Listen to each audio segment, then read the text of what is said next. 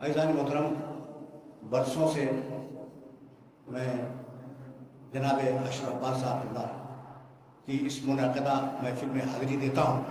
بھائی، یہ دنیا کا سب سے پہلا رشتہ کیا ہے؟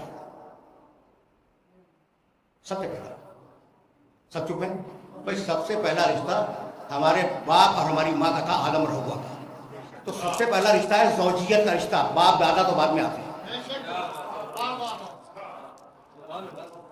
ایسا ہی ہے نا کہ آدم علیہ السلام خلق ہوئے، جناب حوا سلام اللہ علیہ وہ خلق ہوئی اور ان کی شادی ہو گئی پروردگار نے۔ اور آپ کو معلوم ہے کہ مہر میں درود تھی جو آپ کو پڑھنی چاہیے، نہیں؟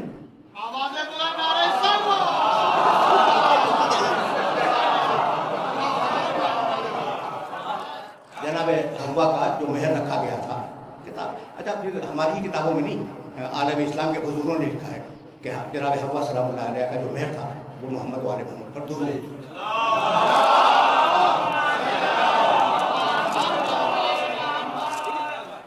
اچھا بھائی، تو پہلا رشتہ آدم و حوا سے استوار ہوا، اور وہ رشتہ تھا شوہر اور زوجہ کا رشتہ۔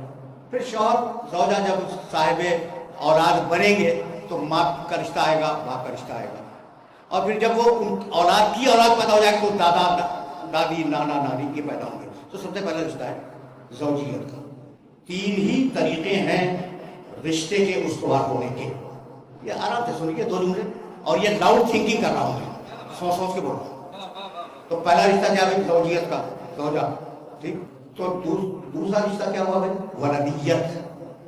تو رشتے پیدا ہوئے زوجیت سے، ٹھیک، اور دوسرا رشتہ پیدا ہوا پیدا ہونے سے۔ کیا تیسرا رشتہ ہے رضاعت کا، رضاعت، دودھ پلانا۔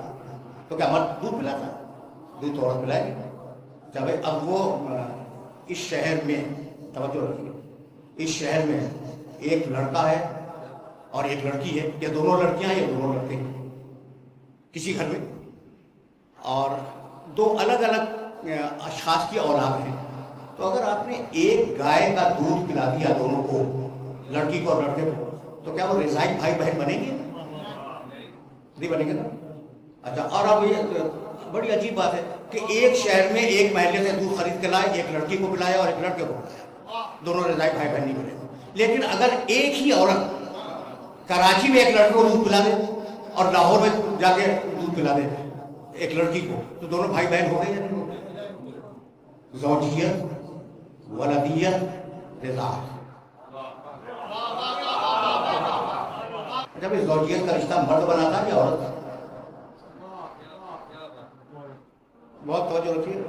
اب یہ مرد حضرات جو تشریف فرما ہیں، ممکن ہے کہیں پردے میں خواتین کی سن رہی ہوں، لیکن اس وقت ہمارے میرے سامنے تو مرد حضرات تشریف فرما ہیں، تو مرد حضرات اس خوش فہمی میں نہ رہیں کہ وہ رشتے بناتے ہیں۔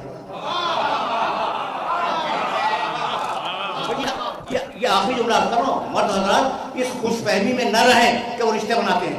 رشتہ بناتی ہے فقط اور فقط عورت۔ گھر میں آئی زوجہ بنی، اولاد دی ماں بن گئی، دودھ پلا دیا پھر ماں بن گئی۔